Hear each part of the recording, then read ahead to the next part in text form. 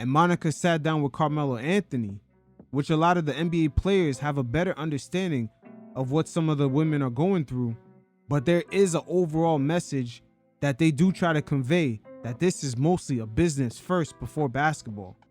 As the hot topic of Caitlin Clark not being selected on the Olympic team came about, Melo speaks to Monica about it, but he sort of also reminds her that this is a business and that they did let Christian Laettner on that Olympic team with Michael Jordan down in Barcelona. You guys check it out, and every once in a while, I'll check in. The thing about it, though, I think if you talk to those women, they're fine. Facts. Like, we are rookies in a league that we respect.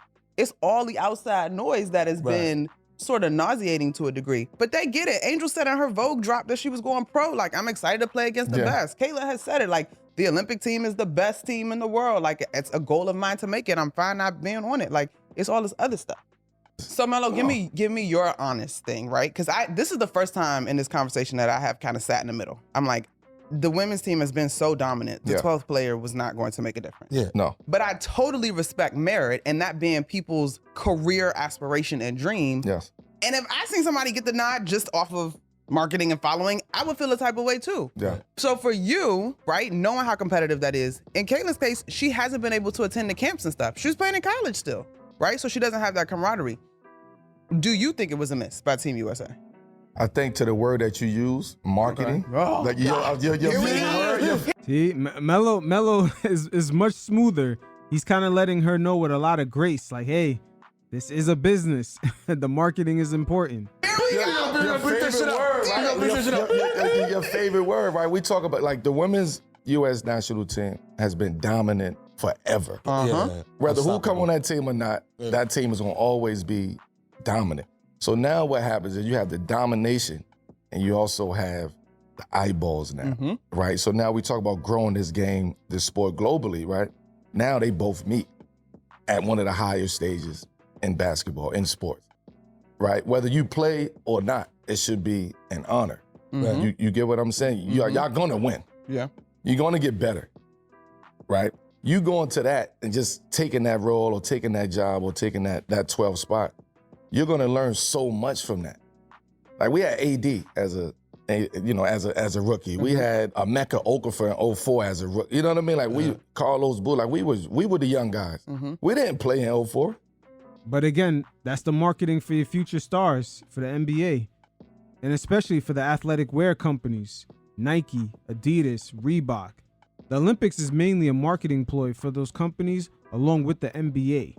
The way it went down with Michael Jordan in Barcelona, that proved to be very pivotal, as a lot of the international stars that came into the league always pointed to that Olympic event as their first time seeing Michael Jordan live. So the exposure and marketability is undeniable. Like, we was last editions because nobody else wanted to come. KG, Barron, all those guys, they backed out. Okay, so let's unpack this then. Yeah. Because obviously you were an elite competitor, you're talented enough to be on that team, but considering all of that stuff, if we tie that back to this conversation, if Caitlin were to get the nod and she didn't earn it basketball-wise, isn't that disrespectful to a degree? I can see that, yeah. Right? It can come off as disrespectful, but it's like what we want, guys. Like, what They want the check. The girls want to fly private. Come on. At the end of the day, are you guys trying to make money not only for yourselves, but for the future young girls that will come into the league? They could be making $10, $12, $50 million instead of the whole team having a salary cap of $1.4 million. I mean, the private plane bill for all 12 teams is double the salary cap for the entire league. So there's still room to grow. we want It's like the a sport. double-edged sword. Like, yeah. We want this to be the biggest shit ever. And it's going to be because it's just the domination of the U.S. women's team. But now you get a whole nother conversation. Right. And I think that what people are afraid of is if she don't play. Right? If she don't play. Because she's a competitor, so she's gonna enjoy the moment. It's if she don't play, the noise that everybody is gonna have to deal with on the team, USA, on the road, it's a lot of shit to deal with. And that's also due to the nature of the toxic media coverage. Everything is politicized. The polarization of the American political landscape has trickled down into sports and all aspects of American society. And the nature of that is very, very toxic. And you factor in the heightened social media algorithms that love that. They're triggered by it. They'll promote it. That back and forth. It's only going to agitate the situation. I ain't even play. Ask somebody who Now played. you got to understand the team. You got to see the dynamics of that team. That team is strong. I mean, to your point, she haven't practiced. Like, she haven't been at camp. She haven't been at practice. So it's no disrespect to her of not making the team. It's the timing of the season, right? It's the timing of the sport, right? For college season. For college season. Like, it's a lot of things that have to start working together in order for everybody to be happy. It's 9 players on that roster with Olympic experience. And half of those have probably won. Diana's won 5 times herself. So, like, that ain't no, like, okay, I'm a rookie. That's beyond being a rookie. It's a freaking Olympic team, y'all. Yeah, no, it's serious. For market, should she be on there for sports is. It's not. Should she be on there? And once again, with Monica, the only thing is this is a business. On the men's side, they had to deal with it too. Christian Laettner was on the team over Isaiah Thomas. This is a business. They want to take advantage of the eyes of the entire world on them. So it's almost like a marketing layup. You might as well take it.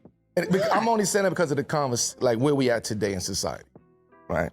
Should she be on there for branding purposes? That's what it is. Right? Should she? Everybody's thinking that part. Nobody's thinking you got to earn your way. You got to earn your keep. I got to get better. I got to develop. I got these ladies in front of me that I got to go. I have to go play. I have to prove myself to these. I still got to prove myself to these ladies every single night. So to be picked, and it's a lot different on the women's side than the men's side. Mm-hmm. The women's side being picked and selected for the national team is so tense and like so of a special moment because there's not that many of them. Mm-hmm. Mm-hmm. Right? So and they carrying on a certain tradition that they have to keep winning. They gotta understand it, right? So whether you the best player at the 12th man or the best player at the number 1 position, you have to earn your keep. And for me, honestly, I just don't think that. I think the timing fucks everything up for Caitlin. Melo put it into perfect perspective right there. Not only from the player side, but also the business side. But from the women's player side, Melo just dropped gems right there. This is a perfect understanding. It definitely means more to them, and there is less spots. So that 12th spot is important. Haven't been to camp. You haven't been, all of that. Right. And I think those ladies in front of you right now, they've been there. They earned it. They deserve it. And they're going to go over there and win a gold medal. And you got to wait your turn. And still, if the first couple of names that come to mind in terms of, you could argue snubs, and we'll see what happens because we got to see what Chelsea Gray's health looks like. But Arike Ngumawala is a bucket. Yeah. Like, I'm taking her over Caitlin right now, hands down, right? A different position, but Nneka Ogwumike has been snubbed a couple different times in terms of the Olympic team. And so even the women that are on the fringe that went to camp, like, you talking about going and taking somebody's spot? That's different. She's just not there yet. Yeah. And for me, the basketball of it all is so very important that the women's national team, I'm not gonna say doesn't need branding, but they've been good. They're gonna continue to be good. Right. And so the branding conversation, this is not a redeem team. Like, what are you talking about? Yeah. It's more about the business now than the competition. Right. If it was just strictly about competition, then Caitlin, we respect that. But I feel bad for her in a sense because she don't think like that. Like, she wants to hoop. She want to compete. When she understands I got to go through this process in order to get where I need to be. And it's going to take time. It ain't going to take 20 games. It ain't going to take 20 games, bro. I mean, I seen Taurasi coming in 04, right? She's a different animal, though. But what I'm saying is, so are you ready for that moment? Yeah. Right now is what I'm saying. The difference in those two coming into the WNBA. Yeah. Right? Yeah. The mindset that you had to have, like, she was ready for the physicality. She was ready for everything. The game was a lot different back then in the WNBA, but they was coming for her too. And she held it, and she held her own. And she created that, and we fell in love with her as we started to watch her develop and get comfortable with the game. I fall in love with the process, and I want to see the process of Caitlin. I want to see her development.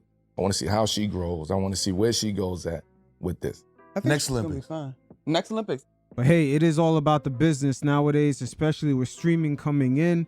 The WNBA having a lot of room to grow because streaming relies on a subscription basis month to month. So with them having 40 games now, They definitely want to expand it into the future with at least a 70 to 60 plus game season. And with the expansion teams coming in Toronto and also Golden State on the women's side, they got to squeeze every marketing opportunity that they can. Every drop of that juice, especially during the Olympics. That WNBA commissioner has a lot of tough choices ahead of her. She's going to have to make a lot of tough decisions and bite the bullet on it. Because it's not just about now, it's about the future girls coming in. You don't want the travel budget higher than all the teams' budgets combined. And you don't want the next superstar coming into the league that even after the boost that she provides, the league is still on pace to lose $50 million a year. So it's a lot of tough choices. David Stern for the NBA had to make tough choices in the early 2000s with the dress code and the league's image, but it pays off today. You see all the corporate sponsors, all these companies bidding on the NBA product because overall it's perceived as a safe, family-friendly environment. And that's what all these mega companies want. The business is the business, and hopefully for the ladies, they don't take it too personal.